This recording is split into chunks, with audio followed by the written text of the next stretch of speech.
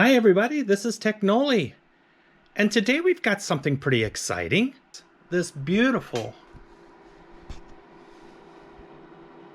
case. And look here guys,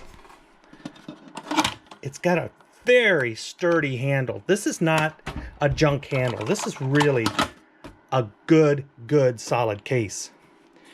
Let's check it out. So in here, we've got our glass panel on the side, all right? And this just pops off, just unsnaps, okay? So there you go. We've got water cooling on this beautiful baby. This is a Intel 10th gen. This particular one is an i9-10850 10-core processor. And man, wait till you see the specs on this. Okay, so we've got our water cooler over here, radiator, and really nice case. The power supply is right up here. And down here, I just stuck in an Radeon 5500 XT. And the performance on this card is quite amazing. Now, I've only got 32 gigs of RAM in here, but we're going to show you what the specs are on this. Now let's back out a little bit and let me show you. This front panel will pop off. Everything just unsnaps. Both sides, the front panel, everything just unsnaps for easy cleaning right here. This is truly a quality case. Now let me show you the back of this thing. All right. So here we have it. We've got built-in Wi-Fi and Bluetooth. We've got DisplayPort and HDMI here if you wanted to use onboard graphics. All right, but look here, guys. Thunderbolt port. USB 3.2, USB 3.2, 3.2. We have a LAN connector, and of course our audio. All right. Really nice. Now we could put in another fan right here if we want to, but it's running very cool the way it is. So that can be an option if you want it. We're going to run the benchmarks on this thing and show you how it runs. Now up here, we've got on-off USB-C, but there's no connector on the motherboard for this. So that's not in use right now. We've got two USB 3s here, reset button, and of course, headphone and audio jack. Everything works out of the box. Sleep works, wake works. You're gonna really like this system. All right, let's get into the benchmarks. I'm gonna show you Logic Pro on this, and I'm gonna show you Final Cut Pro. We're gonna run into Geekbench and of course, Cinebench to see how this thing performs. Let's get started.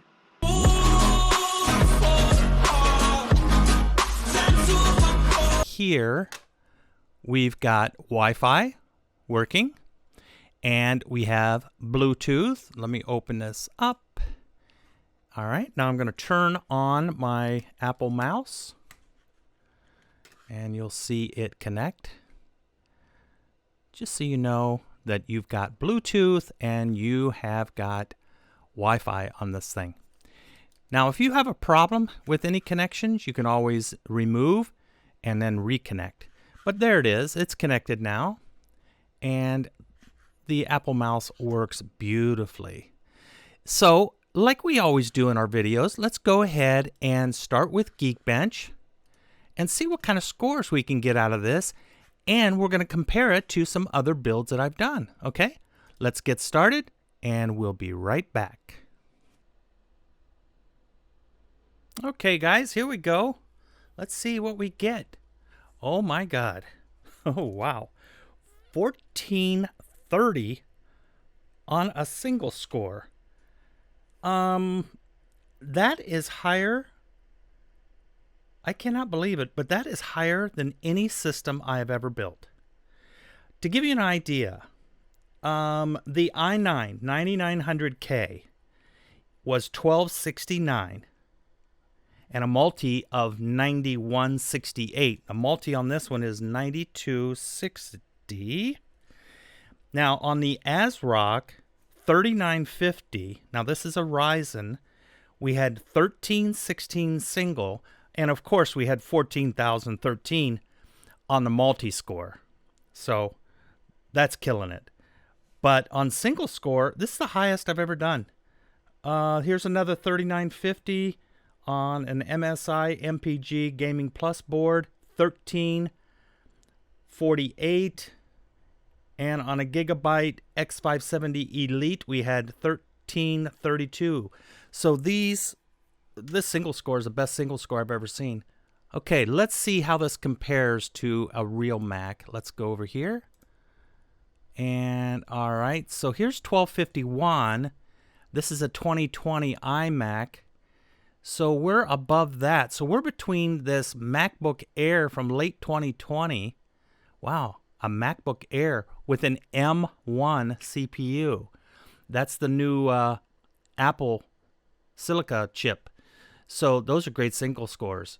But as far as anything that is iMac or anything that's not with the M1 processor, we're killing it.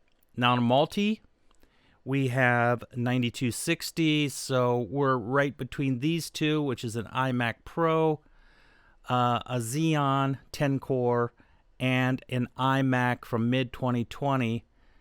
We're better than it, and that's an i9-10910 10-core. So fabulous scores, fabulous scores. Let's get into Cinebench. Let me close out Geekbench. Let's go run right here, Cinebench, and see what we get on this. Now here's our CPU, i9-10850K, 10 cores, 20 threads, 3.6. I do not have this overclocked. And we have the Radeon RX 5500 XT for graphics. So let's go ahead. And only 32 gigs of RAM, guys.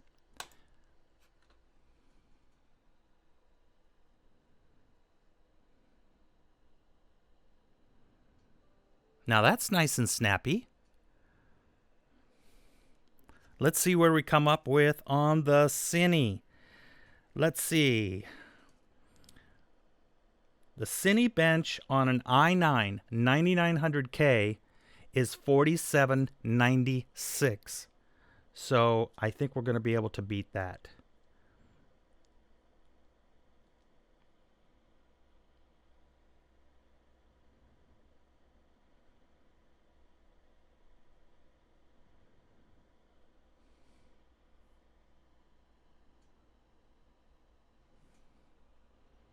Okay, here we go. All right, there we go. 6298. So that's a nice score. 6298. Okay, so 6298 on this i9-10850 10th gen. 4796 on an i9 9900K.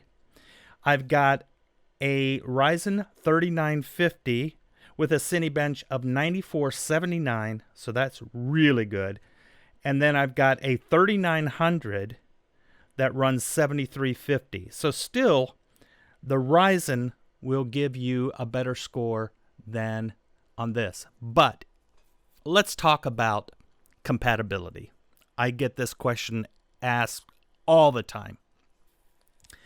So you musicians out there, you studio guys, if you want a computer that is going to run all your old plugins, that you're going to be able to use any DAW, okay, then you want to go with Intel, and that's the reason that I built this system, and I wanted to show the stability of it because I have so many guys out there that want to get into a 10th gen. They want something in a cool case because it's going in their studio and not a huge box. So this is the ticket. This system is just 100% compatible. Where with a Ryzen, yeah, you're going to get a faster CPU, but really that's only going to matter really, truly in video editing that you might get a little bit of an edge. So if you want the most Mac experience, then this is the way to go. And this is 10th gen. So this is the newest stuff. We've got Thunderbolt. All right, let's go out of here. And I want to go ahead and do the Final Cut. All right, so let me load up Final Cut here. Now I've got that same little Bruce X test, that 5K. Now what I'm going to need is a stopwatch. Stopwatch, there we go. All right, so here's a stopwatch. And we'll just see how quick this renders. And let me make this smaller so we can get it both in there. Okay. So this is a test that you can get on the internet. It's most everybody uses this test to compare their different CPU speeds and their performance and everything else on Final Cut. So we're going to go up here. We're going to click on Master File, and we're going to go to Settings, and we'll make sure we're on Apple ProRes 422 and 5120 by 2700. All right. So I'm going to click Next and then jump over here and click Start. Okay. So let's go. All right. So here we go. Here's our rendering in percentages. And as soon as this gets ready, I'm going to stop it. Okay, 11 seconds. 11 seconds, okay? And this is 32 gigs of RAM. This is a Radeon 5500 XT, which is a little better than an RX 580, but they're about the same price now. So that's why if you look on my builds on my website, I've taken off the 570s and 580s because it's like they raised the price of those older graphics cards, and we can get these newer 5000 series cards for about the same money. So why have older technology? Might as well get the newest stuff. So there we go. That's a great score, great render speed. Let's go out of here and let's get into Logic Pro. Okay, guys, so I just hooked up my Apollo Twin X. I just plugged it in, and of course, it's not hot plug. So as you can see here, it's not online. So in order for it to work, we have to shut down the computer and restart it with the Apollo turned on and connected to the Thunderbolt port. All right, so I'm going to turn it back on. It's going to do a handshake with the Apollo, and when it comes up this time, we'll be able to start our Logic Pro test.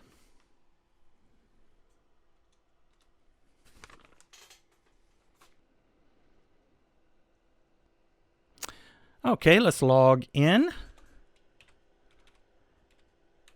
And let's get started. There's connecting to the Apollo Twin X. All right, perfect. Okay, let's go ahead and click on Logic Pro X. Now here we're going to run the same test that I always run. This is the test that you can get online, benchmark test for Logic Pro. It's called New Logic Pro. And we'll be able to see how many tracks we can run. And these are all right here. These are all synthesizer VSTs with a channel EQ, multiplier, chorus, a filter, and a plate reverb on each, a plugin on each of the tracks. Okay, and then just a limiter on the bus. All right, so let's go out of here. Now let's make sure we've got this set right. So let's go over here to audio. And I'm going to set the I/O buffer size to 64. That seems to be what most guys want to use. And we're going to make sure that we're on the Universal Audio Thunderbolt. And let's go over here to recording. And we're 24-bit. And the project, we want to be at, let's put it at 48K. All right. So there we go, 48K. And we've got all the tracks enabled. So let's back that down a little bit. Let's back that down to like 60 tracks and see if we can do 60 plugins with 5 or 60 VSTs with 5 plugins on each track. All right. And I want to show the load meter for the CPU. Now remember, this is only 32 gigabytes. Okay. So if we go to 64, we might get a little better performance out of it, but this is pretty good representation. Let's hit it. Okay. 60 tracks. And here we go. We're just under 50% utilization, and we're at 48K sample rate. So awesome, awesome, awesome. Let's just go ahead and jump to all 128 and see if it will handle it. All right, so I turned on all 128. We'll back it up and hit it. We're still at 48K. All right. Oh, yeah. So we're at about, I would say 85% utilization. That's 128 tracks, 128 MIDI tracks with 5 plugins on each. Now let's get to the heavy duty stuff. I'm going to go ahead and go in here to project settings, and I'm going to increase this to 96K. Now, you would think I should be able to run half of these 128. So let's take it back down to 60. And let's take it back down to 60 tracks. See if we can get... There's 60. See if we can get it to run 60 tracks at 96. And we're still at 64 I/O buffers. So... yeah, that's pretty well pegged. If we get past the 7th bar, we're fine, because that's where, if it's going to give up, it will. All right, so 60 tracks at 96. And I would say that's, we don't want to push it any further than that. But is there any way we could do a small project?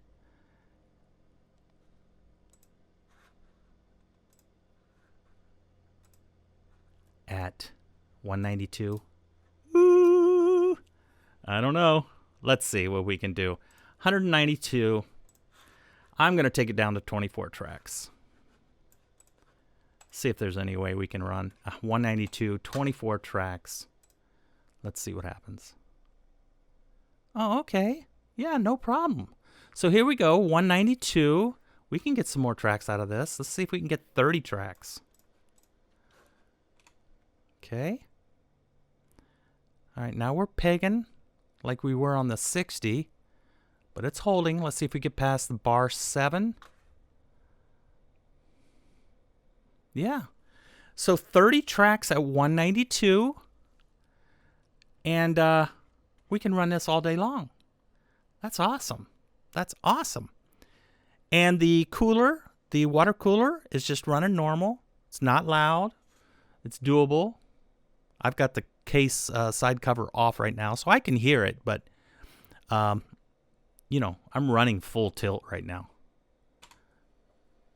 Okay. All right. How do you like that, guys? I think that is awesome.